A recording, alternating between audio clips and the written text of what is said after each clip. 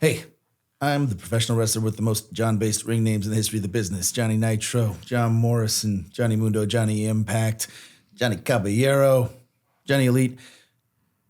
Real name John Hennigan, and I'm here on the Bootleg Universe podcast.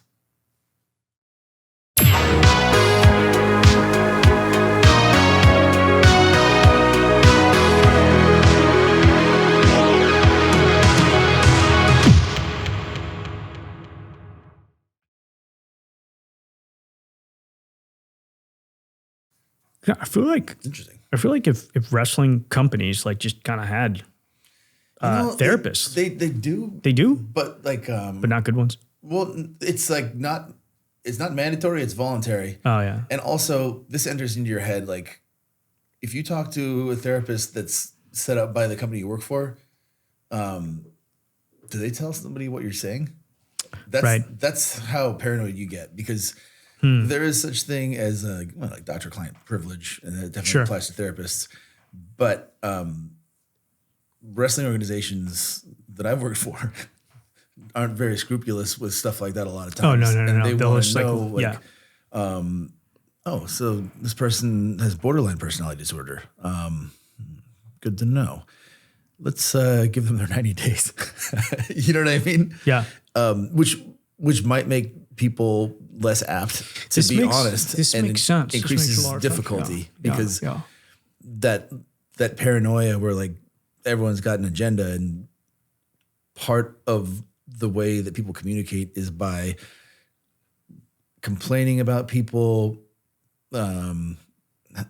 giving up exclusive information that they may have gotten because they're friends, or you're riding with someone, or maybe even making something up to a higher up to make yourself feel more important. That is part of the culture, which makes disclosing information like you would to a therapist more difficult. That makes sense. And that explains why DDP, who's a dude we both really like and respect. Yeah, I think that's why DDP has such an impact on the wrestling community. Yeah. Right? When you first meet him, when I first met him, like, he was so giving and upfront. Yeah. I thought he was fake. You know what I mean? Because like people aren't that way. Yeah. Usually he is. Yeah. Yeah. He's like, bro, with me, it's what you see is what you fucking get. Yeah. Yeah. But it's cool. I mean, he's basically like cut the peripheral crap and just like what really matters. You know what I mean? Yeah. What people think, like, or like what goes on between two people during a conversation, the feelings exchanged, how you make someone feel, how they affect you. That probably matters more than what you are saying to someone else about the person that trusted you. Yeah. You know, I feel like if wrestling companies had someone like DDP as a therapist, right? Because I think part of the issue is you can't just grab a therapist from fucking Cedar Sinai and put them in, because they're not going to understand. They'll be like, so you think you're a dead guy who can teleport and shoot lightning? Okay. This guy has, I'm being facetious, but there has to be context here, I mean, you know? And I feel like there's if people that aren't familiar with wrestling, especially in a corporate environment, because like now like we're talking about $1 billion corporations, publicly traded or privately owned, either way, like there's so much money and so much staff that goes on that you can't assume you can just find someone that's familiar with wrestling. And when you're immersed in the culture, it's hard to talk to someone who's not immersed in the culture. Yes. Because you're talking about a lot of things that have arisen directly from professional wrestling. Right. Yeah. So like to bring it back to the CM Punk pain meltdown, because that's really what it was, right? It was a dude crying for help. It was a dude crying for help. I mean, like in any other context, there's a dude with blood on his face eating a fucking muffin and crying for help and saying, please fucking help me. When you look at it that way, it's more like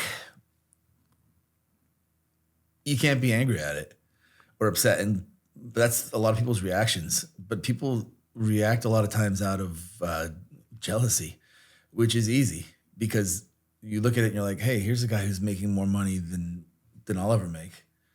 And why is he in so much pain? And that's not the right way to think of things. Like everyone has pain. It doesn't matter what you've done or how much money you have at your house. Like everyone's basically a human, and everyone feels very similar things. And there's no system. There's no like safety net for him, right? This is a dude literally, again, on the internet or TV and crying for help. The more you have, and the people who need the most love ask for it in the most unloving ways. And you can, the more that you have, the higher you can raise your boundaries and your guard. Like the further you can push people away, because you have everything already. You don't need anything from anybody. And they'll come, and you're like, yo, I can treat people badly, and they will come back. Like the world has now kind of taught you that, hey, I can be like, you know, I can, like, I don't have to change, because you're getting rewarded for, you know, like the last time he kind of had a mental health breakdown, he became a martyr effectively, right? Like he became this, you had people chanting his name at an arena. So like, also ironically, I think, why do people do that? And maybe it's because they can feel like this guy like was authentic and never broke his authenticity, never like gave in. And we can feel that, so we're going to chant his name. Fixing yourself internally isn't necessarily giving in. No. But it's setting a good example, right? Because it's like you are over because you're in pain. And the audience can feel your pain and goes, that pain is real, right? Like when I look behind those eyes, that is a man who is suffering, right? And also that's a man that's suffering. I can identify with that. But it's also a man that's suffering that's not taking any shit. Like he's going to call everyone their crap. Mm-hmm. And then some. You know what I mean? Mm-hmm. And it's that's authentic. Yep. And if it's not authentic, people might not understand why it doesn't feel the same, but it doesn't. And it doesn't resonate if you're not authentically yourself. It's like it's a feel thing. You can't even really put into words, but you can tell it. It's almost a primal thing. Mm-hmm. Yeah. Yeah, absolutely. And this goes back to the first thing I said. It's tough because like that's specifically the reason he dropped the pipe bomb, the promo, like his Austin 316 moment, basically, is based on carrying this weight, bleeding in public, being in pain, and calling people on their crap. Mm-hmm. And I definitely get like why it would be hard or scary or feel wrong to turn that off, because that's what brought you to the dance. Yeah, it's the kid that's been bullied repeatedly, and you know everyone loves that scene in Karate Kid or Cobra Kai. The kid's being bullied, and then finally he snaps. Yep. And you know that is like a universal applause moment in movies and TV, right? Like the bully that. It's even immortalized in some ways in the hero's journey, because the hero's journey part of it is really, I mean, the moment where Luke Skywalker loses everything. Dark Night of the Soul. Yeah. I mean, that's the Save the Cat moment. Yeah. The hero's journey was like 22 beats. 23. You know it better than me, man. I kind of do this all by instinct. It's better. It's better than being a nerd about hero's journey and Save the Cat and the Dan Harmon story wheel. Man, I also feel for just kind of everyone involved in that, you know, because once trauma enters, because it's a traumatizing event, for everyone, right? I mean, you take the wrestling context out of it, and you put it in like, General Motors at the holiday party, like some dude, let's call him Ned, like flips out. Then, you know, goes to other people, starts a fight with them. It's just, it's. And Ned is also like one of the leaders of the culture of the place, like someone that. But not a founder. No. Not a founder. And I think that also adds like resentment, right? It's tough. Like you're right, not a founder, but also in wrestling, like there's like the pride that you take in an organization that you work for, but also I don't necessarily separate WWE, AEW, Ring of Honor, Impact, like AAA, New Japan. At this point, I feel like anyone in any organization that has left a legacy in the business, in the world, I respect and look at very similarly. Whether we're talking about Okada or Omega or anybody from any place or CM Punk, and I think there's people in the organization that feel that way. I feel like that's more of it than like not a founder. I don't know. Sure. But if you look at it from the perspective of, again, let's remove wrestling from Facebook. The Ned well, no, let's go to Facebook. Let's go to Facebook, right? Because this is a story that everyone knows. There was a movie about it, right? Right. Famously, Mark Zuckerberg started the Facebook with a bunch of his college buddies, right? And it was going really well. The project was taking off. Right. Then Sean Parker comes in, and CM Punk is arguably the Sean Parker in this thing, right? Sean Parker did not found Facebook, but he came in as a rock star. And he came in as a rock star, right? Yeah. And they were like, this is a guy, this is the Napster guy.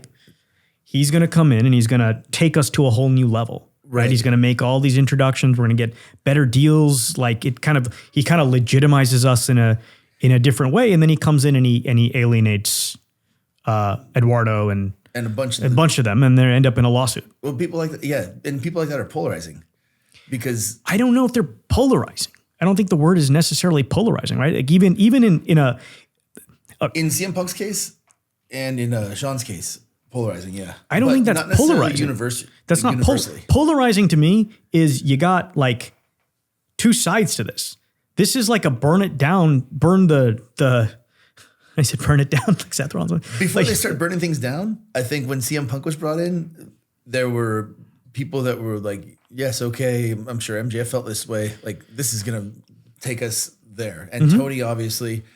But there were people that believed that, and then people that believed this is a waste of money. Like, this is not going to take us. Sure. Okay. So the decision to bring the person in is polarizing. Totally. Absolutely. And I think you're right. Not the person necessarily. Yeah.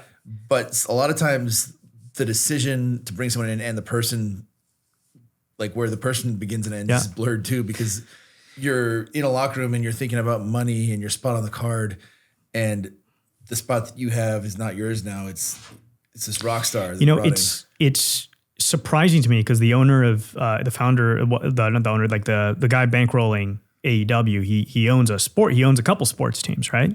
Yeah, the Jaguars. Yeah, and the other ones that right. So it's surprising to me because there are multiple studies in sports in like football, basketball, where bringing in the superstar doesn't work out the way.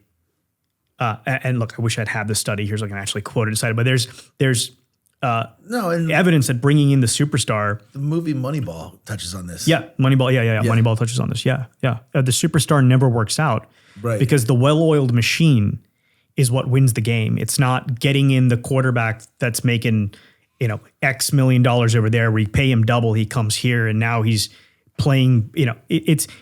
He's the star quarterback because he's in a well-oiled machine there. It'll add some dust to this metaphor. So winning the game is different than drawing, and the star you bring in a lot of times does draw. Whether or not the team wins or loses in sports is different than wrestling, because winning is ratings. It's not really winning or losing. I kind of disagree with that. Okay. I agree with most of it. There's a slight nuance. Call it out. Look, I think, if you're going to, if you want to open a movie, right? Right. Get like Tom Cruise, get Brad Pitt, get George Clooney, get Angelina Jolie, right? You put it in the movie, it will open. Yep. Right? But at a certain point, there's diminishing returns. Right? Because that's just a marketing ploy. What really builds longevity is great storytelling, right? The MCU was built off the back of a D-list character in Iron Man, an actor who was unbankable in Downey, right? Chris Evans, his career was like, to put it nicely, in a downswing. Captain America was not like this beloved, it's Captain America. Like the U.S. box office is a small. He did, but Captain America is a small part of the. The U.S. box office was like less than 30% of the global box office at that point. So even Captain America was a huge risk because the rest of the world may not take it. Right? Analogy, because you're right. That's a gamble. It's a gamble. Even Chris Hemsworth is Thor. No one knew who this dude was.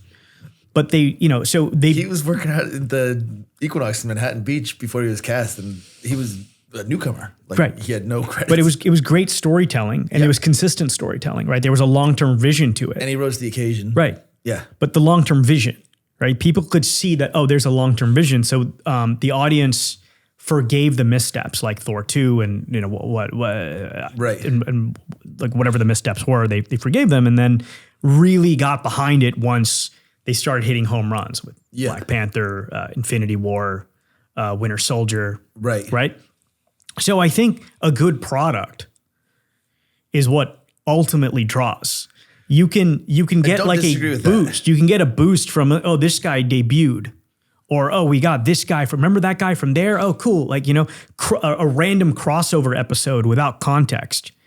Right. Let's bring Downey Jr. back. I know he died, spoiler alert, he died in Endgame, but if they want to have a $2 billion opening, let's just have a flashback. Right. Let's just bring him back. He's going to be in the movie But then you lose, you've now betrayed the audience and you kind of lose the thing. And wrestling at the end of the day, it's just theater. I shouldn't say just theater. No, that sounds different, but it is. Well, it is no theater. Such thing as just theater. Theater is a pretty broad term. Yes. But it is theater. But is it cheating bringing in a star? Pardon? Is it cheating? Does it feel like you're betraying the audience? I don't think it's cheating bringing in a star, but I'm saying like the audience is invested in the journey.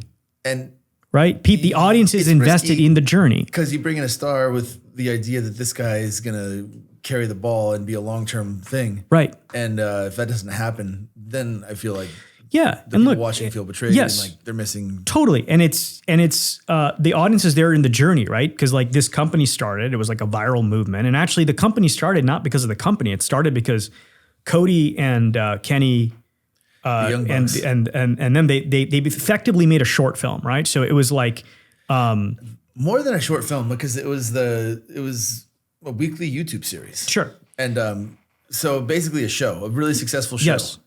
And then you talk about when I was saying short film, I was talking about I believe it was called All Out.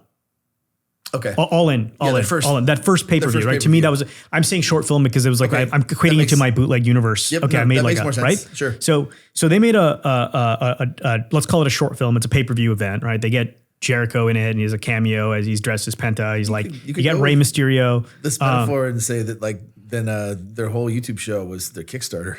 Yeah. And then they get an investor to come in. They had a built-in audience that wasn't huge, but it was a really dedicated, hardcore, like wrestling fan audience. Yeah, exactly. And then you're right. Then an investor comes in and goes, "Hey, I believe in this." Right? It would have been like if we took any one of like the Punisher short or whatever, and then Marvel came in and said, "Hey, let's make this, and we want you to spearhead it." Right. Okay. Cool. Let's talk. Yeah. So the investor comes in, but effectively, like ultimately takes control and says, "Okay, I'm going to fund this, but I got it from here." Right. And they get these like, but they're given they're given titles, so they're made to feel like co-founders because they are founders, right? They really are, because I don't think it wouldn't have been the same without the original founders. I mean, you could even expand it wouldn't even that. exist without the original founders. Something would exist because I think Tony Khan wanted to have a wrestling property, but it wouldn't be AEW. And it would be some bizarro amalgamation of wrestlers. Okay, but let's go back to my original. I don't know if it would have been successful. Okay, but let's go back to my original analogy here. Right. If you took I shouldn't say our Punisher short. And Marvel then goes, okay, let's make this into a movie. Let's get Tom Jane and make this into a movie. Right. Right. Marvel wanted to make something with Punisher. They did a John Barenthal Netflix series. Yeah. Okay, great. So that would exist. But if you're going to take the Tom Jane thing that me, Phil, Tom, Ron Perlman, Chad St. John did, Yep. and then turn that into a feature film, and then turn around and be like, hey, so we actually are going to make it a Daredevil thing, and Tom Cruise is going to play Daredevil, and you know what I mean, and start changing it. I agree with what you're saying. We're all going to be like, dude, what the fuck? I guess my point was that like something would have existed. Something would have existed. Right. Something would have existed, and it could have existed, but it wouldn't have been this. It would not have been this. Yeah. So these are like the co-founders of the thing. And it also like, or the founders of the thing. Really, they're the founders of the thing, right? Yeah. You got this dude who's the investor. And I don't want to disrespect the dude. No, but the founders had the idea and created an IP. It was more than an idea. They had a lot of ideas. They created a media asset. They created a media asset, right? And I think part of the thing is, and I had conversations with, as you know, I had conversations with Cody about this, like when like it was all coming together. Yeah, when it was, like before it was coming together. Yeah, like right. You know, I was like Dallas, right before All In, even. Right? Yeah. No. It was like right after. Right? Okay. It was like right after we got together. Dallas introduced us. Right. Yeah, I don't want to like get into specifics. I don't want to betray Cody's comments, but you know, this is public. He even cited me in a couple interviews. They did some press interviews when they got the Time Warner deal, and he said, yeah, you know, like he literally said, like he just talked about me, right? Right. People can look it up. I told him right then. I mean, look, I don't want to betray his confidence, so I'm not going to tell you what I told him, but my feeling was, this is all great. Right? This is all fucking great. But you have created a media asset and you don't quite know what that means. So it's no different than a screenwriter, right? Writing a script on spec. Right. Lionsgate turning that into a media franchise.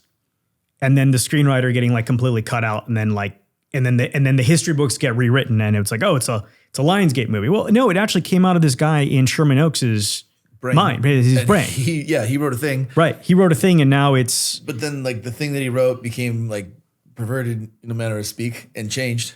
Or maybe it didn't get perverted. Like, no. Like maybe the first movie and the second movie, the first one and the sequel were his, right? But then as time goes on and that person's cut out of the process, right? The vision that he had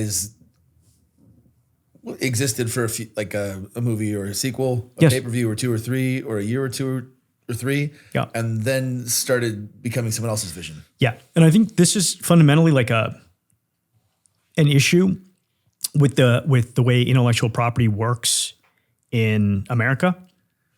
And this is why I was so, people, when I was doing the fan films and just kind of creating hysteria amongst. Like consumers of YouTube content and big companies. Yeah, big companies were getting mad at me. How can you do this? What's wrong with you? Exactly. And I'm like, I don't care. Right. Great time in my life. One of the reasons I was doing this because I kind of felt like the IP laws were stacked against the creators. They really favored the corporate entities here, right? Versus when you look at Japan. They still are. They absolutely are. They've gotten worse. They've gotten worse, right? So you look at a company, a place like Japan, even France, and I can say this as someone, I'm working, like the content I'm making right now, I'm not making it it's coming out through Netflix, but it's being made in other places, right? Yeah, like it's a French, like Ubisoft. It's like it's a French company. Royalties for Happy Birthday. Well, no, it's I have an insight into this. Yeah. Right. I have an insight into how the laws work there, and I'm like, wow, like France really protects its creators.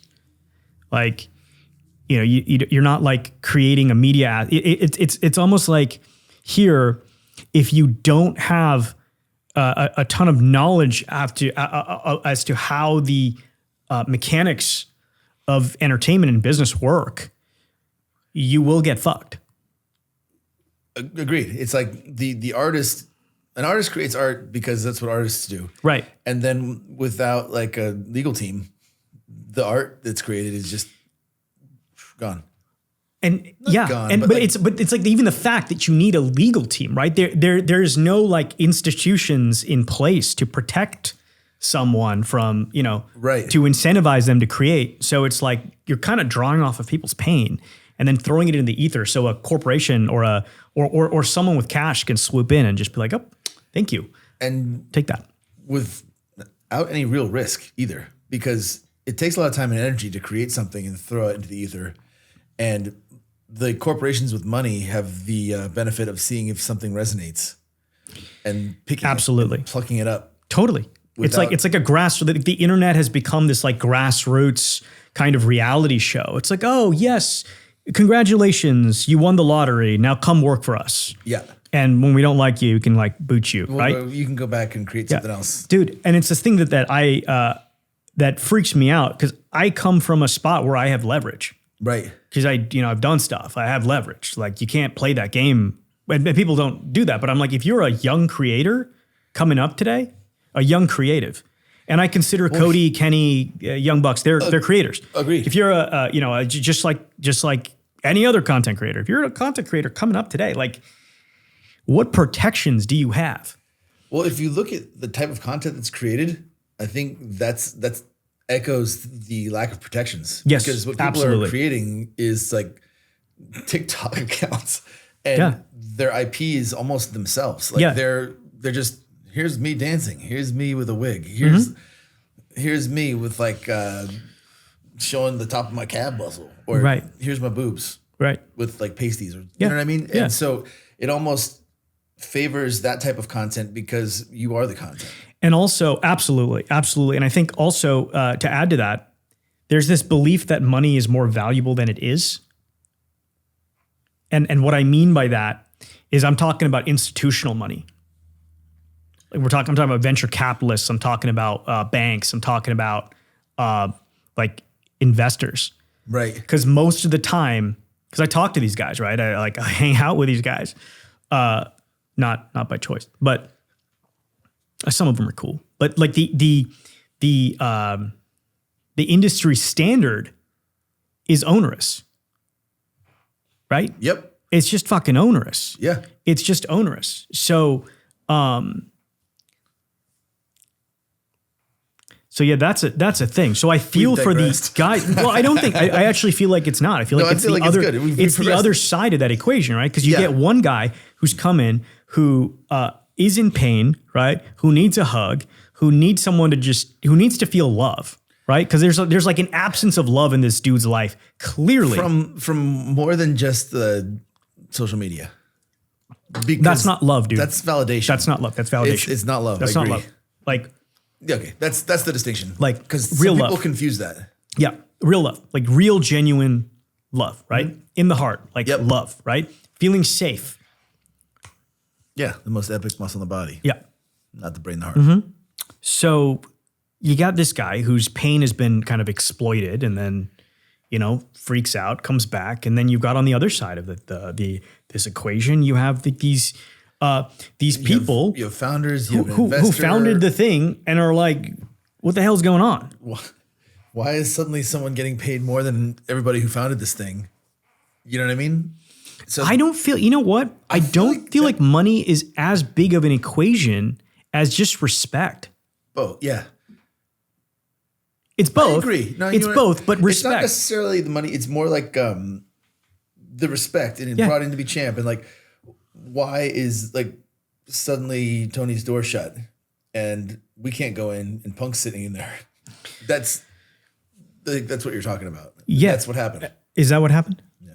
Okay. I didn't know. I'm literally going by what I saw. I didn't that's what I've heard has happened from insiders, but I have never really observed what's been going on because I've only worked there a few times. Yeah, that's just not. I don't want to say it's not cool. I'm just saying that we're talking about mental health, and all of these things are like mental health issues, and they're conducive to mental health. It's not conducive to mental health. Yeah. It's just not. Right. I feel like society today is not conducive to mental health. I feel like the dopamine hits we get from social media are not conducive to dopamine hits. And if you are famous, like you are, you're either getting validation or shit on. And if you believe it, if you believe the thing your phone's telling you, even though it's not real, right? If you believe that, and it is now tied to your success, and it's tied to your paycheck, and it's tied to like your position in the pyramid, then you are going to like kind of give it some, you're going to allow it to affect you in a way that you wouldn't if you were like, yo, it's cool. If it doesn't affect completely detached and separate. Yeah. But the conundrum again is like, it does affect your position in the pyramid, so to speak. So it's difficult to detach yourself from it. Like the reaction of people on social media and from people live affects like where you stand within an organization. It should not affect your self-love, your self-value, but it's hard to separate. That's all. But no, because what you're saying is it's affecting your actual environment. That's the problem. Effects on your environment. Because it's coming in, and it's like if mom and dad treated you differently after reading Twitter. They're like, yo, people said that you got a bad haircut. Yeah. Timmy. Exactly. Right? Or if you're in high school and like your report card comes out and your science teacher's like, I was going to give you an A, but I read a couple of tweets about how whatever it is, like about how your shoes have been dirty and like they're knockoffs. So yeah, this is what can be done. Like how do people move on? How do people heal from this? Right? Because I think we're going to solve this whole problem right now. Well, I mean, you're an empathetic dude. No, I'm sure you've put some thought into it. I would love to be able to solve this problem. It's taken me a lot of thought just to identify it. Solving it is like so difficult because I think that's a subjective solution. You can't like we're trying to solve it now with not policy, but because it's not just policy that'll solve it. It's not policy because policy is control. I think this has to be solved on a person by person basis and with a cultural change, but the cultural change that is required isn't necessarily what the economy and like a capitalistic person would try to implement on an organization. So that's butting heads, which makes a lot of theories that could help people just theories because they're not practical. So what I would do, and again, you're in this business, I am a observer. So I'm sure what I'm about to say is not practical, and I've just come up with this as we're talking. I would identify veterans who are, like DDP is one of them. Mark Marrow is another one, right? Because I had a comment with Mark Marrow because he called me because his Facebook account got like locked, and then he called me. I just like, and he was like, "Hey, I'm Mark Marrow." I'm like, "What? You got ins at Facebook?" What? I said you got ins at Facebook. I actually don't have ins at Facebook, but I helped him. Previously had I had ins at Facebook. Well, I guess I do have ins at Facebook. What am I talking about? You have more ins at Facebook than Mark Marrow does. I do, yeah. So, anyways, I had a very sweet guy. I was a little taken aback. I'm like, and his Mark I mean, he's been doing like motivational speaking, like just like speaking to people for years and years and years. And agreed, like also an empathetic guy and a good guy. And you kind of put empathetic people in this role, kind of have them almost be independent outside consultants that come in and work with people. And like people respect that are, he's respected, but also like since he's spent so much time in the business, he understands the business and where people are coming from. So his ability to connect with a professional wrestler is probably greater than someone who's not been in the business. Right. Done. Problem solved.